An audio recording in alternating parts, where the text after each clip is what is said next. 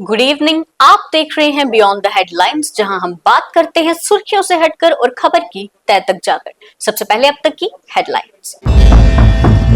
CM Omar Abdullah का national law university खुलने पर बड़ा बयान। कहा, जम्मू में जब आईआईटी और आईआईएम मिले तब कश्मीर को क्या मिला। उमर ने कहा, अभी यूनिवर्सिटी की लोकेशन तय नहीं।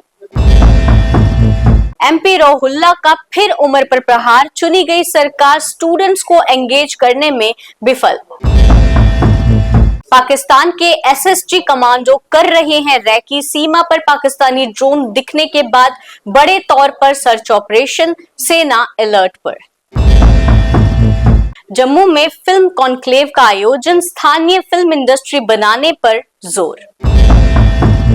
जम्मू में भी मनाया गया national youth day. Swami Vivekananda के जीवन पर डाली रोशनी। बसौली में बच्चों के लिए खास कार्यक्रम। जम्मू में शीतलहर का प्रकोप, कोहरे का कहर, आम जनजीवन पर असर। जम्मू में लोहड़ी की तैयारियां, मूंगफली रेवड़ी की महक से शहर गुलजार। अब खबरें विस्तार से। मेरे साथ होंगे मेरे सीनियर सहयोगी दीपक अजूरिया। सीएम उमर अब्दुल्ला का नेशनल लॉ यूनिवर्सिटी खुलने पर एक बड़ा बयान सामने आया।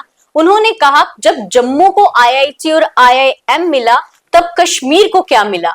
तो दीपक जी, क्या बोलना चाहेंगे आप सीएम के इस बयान को लेकर? देखिए, चीफ मिनिस्टर उमर अब्दुल्ला पर लगातार आरोप यही लग रहे हैं कि वो ऐसा नजर आता है जैसे एक रीजन के चीफ मिनिस्टर हों।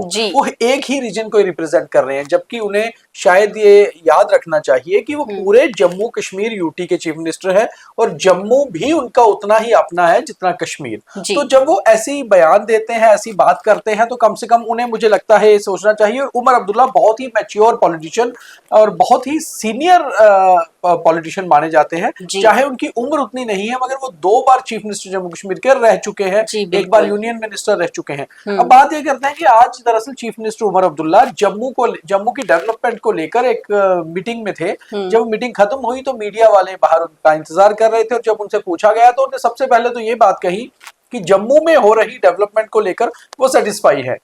अच्छी बात है कि अगर उन्हें लगता है कि जम्मू में जितनी डेवलपमेंट हो रही है बहुत अच्छा है, वो सेटिस्फाई है। दूसरी ओर उन्होंने कहा कि कहीं ना कहीं फंड्स की कमी है, इसके लिए केंद्र सरकार को ध्यान देना होगा। तीसरी बात, जब उनसे सवाल ये पूछा गया कि डिस्क्रिमिनेशन की बात जम्मू से होती है, तो उन्होंने कहा कि जब जम्मू को आईआईटी मिला, आईआईएम मिला, उस समय कश्मीर को क्या मिला। और कश्मीर ने तो कोई सवाल नहीं उठाया कि जम्मू को क्यों मिला।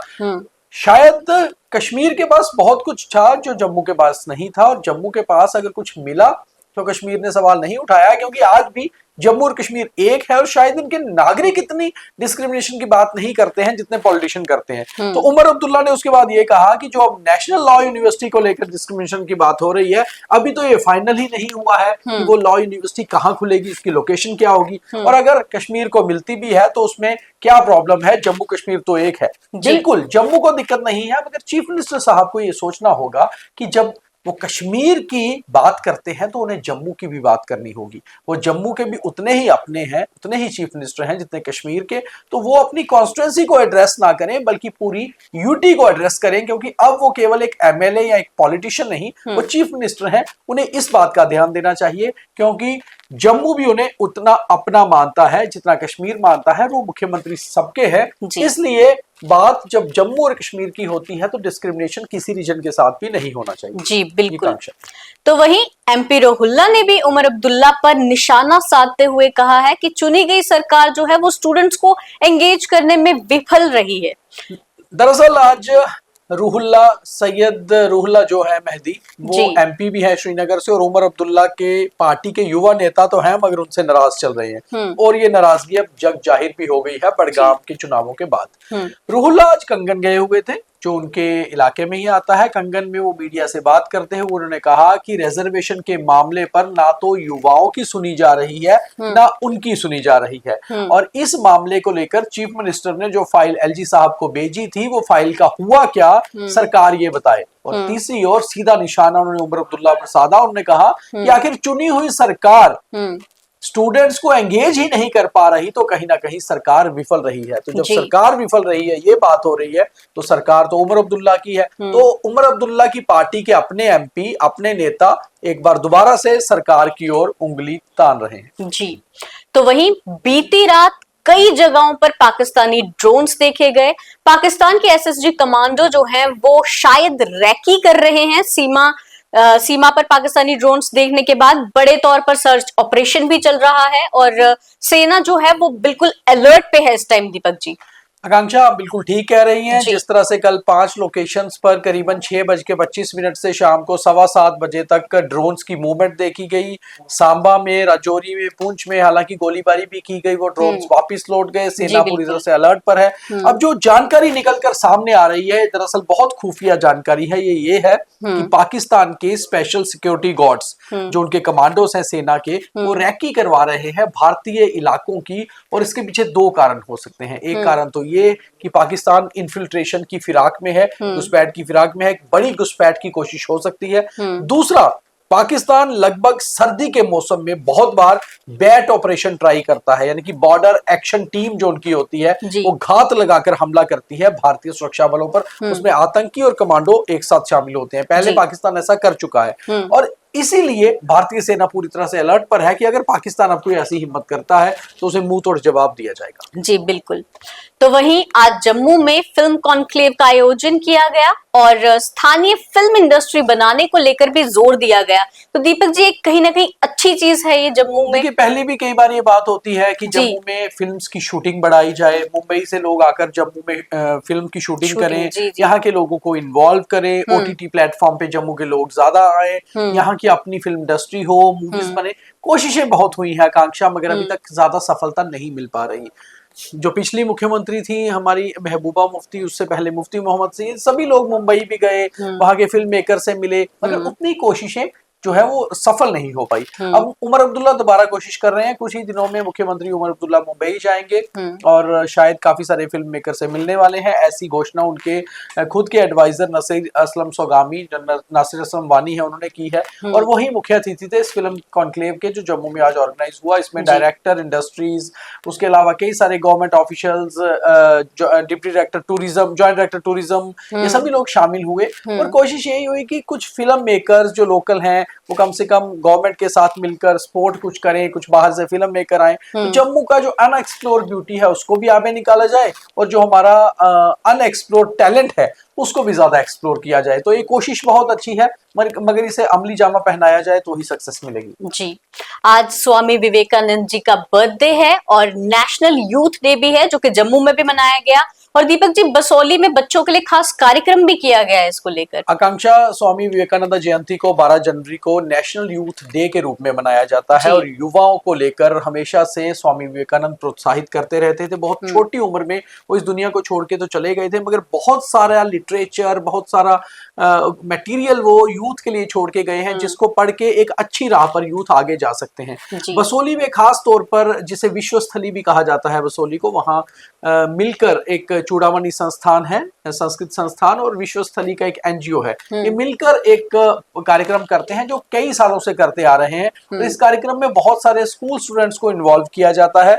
रंगारंग कार्यक्रम होते हैं और खास तौर पे सिंपोजियम, ऐसे राइटिंग, पेंटिंग, रील मेकिंग, ऐसी चीजें होती हैं ताकि जो यूथ है वो क्रिएटिव आइडियाज के साथ जुड़े और अपना करियर भी जो है वो क्रिएटिविटी की ओर आगे बढ़ा पाए। और खास तौर पे जैसे युवा खेलों से और क्रिएटिविटी से दूर होकर नशों की तरफ जा रहे हैं, तो उनको रोकने के लिए भी ये प्रयास होता है। तो बसोली में खास तौर पे हर साल एक बड़े कार्यक्रम होता है और आज भी वहां हुआ। काफी सारे, करीबन 13 स्कूल ने वहां पार्टिसिपेट किया। काफी ज्यादा बड़ी संख्या में छात्र वहां पर पार्टिसिपेट उन्होंने किया और ये शाम को प्रोग्राम देर शाम तक चला, जिसमें कि बहुत सारी एक्टिविटीज को जो है फाइनल किया गया। जी, तो बात करें जम्मू के मौसम की, तो मौसम ने भाई कहर ढाया है।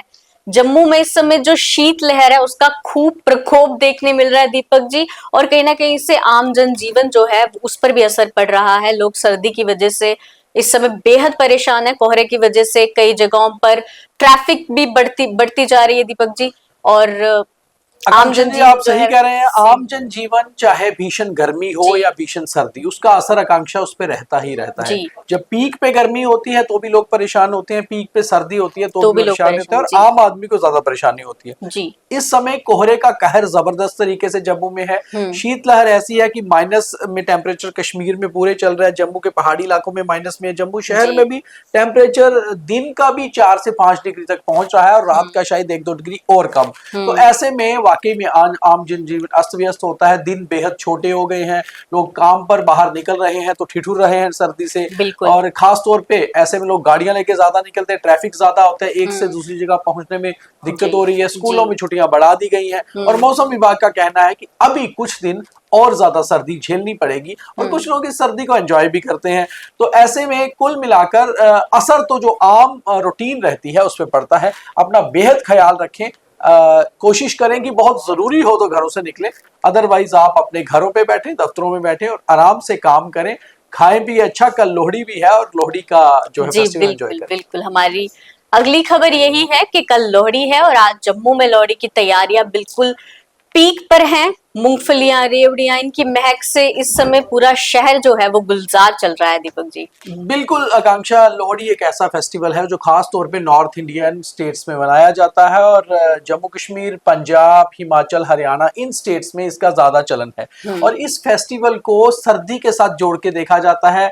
मूंगफली, रेवड़ी, गचक, चिड़वे, ये सारी चीजों की जो महक रहती है, और खास तौर पे इसके अगले दिन मकर संक्रांति होती है, इसलिए मकर संक्रांति से ही माना जाता है कि सूर्य उत्तरायण में जाता है, यानी कि सर्दी कम होती है। मगर जिस तरह से आजकल डिस्टर्बेंसेस चल रही है मौसम में, मुझे लगता है कि सर्दी अभी बढ़ेगी। मगर हाँ, लोहड़ी की तैयारी पूरी तरह से है, बाजार गुलजार है। और जो पुराने जमाने होते थे कि बच्चे अपने रिश्तेदारों के घर, अपने गली मोहल्ले में लोहड़ी मांगा करते थे, अब वो ट्रेंड्स तो कम हो गए हैं। मगर एक चीज बड़ी अच्छी हुई है कि पहले लोग लड़कों की ही लोहड़ियां बांटा करते थे, अब लड़कियां और लड़कों को बराबर मान के सबकी लोहड़ी बांटी जाती है और हार बनाए जाते हैं बच्चों के लिए। तो शायद एक बचपन की याद ताजा हो जाती है आकांक्षा इसको देखते हुए। मगर आप सबको भी हमारी तरफ से लोहड़ी की हार्दिक शुभकामनाएं। खुश रहें, अच्छे से लोहड़ी मनाएं, क्योंकि त्योहारों को मनाना बेसिकली अपने कल्चर को रिवाइंड करना है, रिमेम्बर करना है, और हमेशा से मेमोरीज रखना बहुत जरूरी है। जी बिल्कुल। तो ये थी अब तक की खबरें, और अब थॉट ऑफ द डे। रोटी पर घी और नाम के आगे जी लगाने से स्वाद और इज्जत दोनों बढ़ जाते हैं। वैसे तो इंसान जन्म के 2 वर्ष बाद बोलना सीखता है, लेकिन क्या बोलना है उसे सीखने में पूरा जन्म लग जाता है। तो ये था आज का थॉट और आज का बीटीएच। बाकी तमाम खबरों के लिए देखते रहे न्यूज़ रूम 24 आवाज। जय हिंद।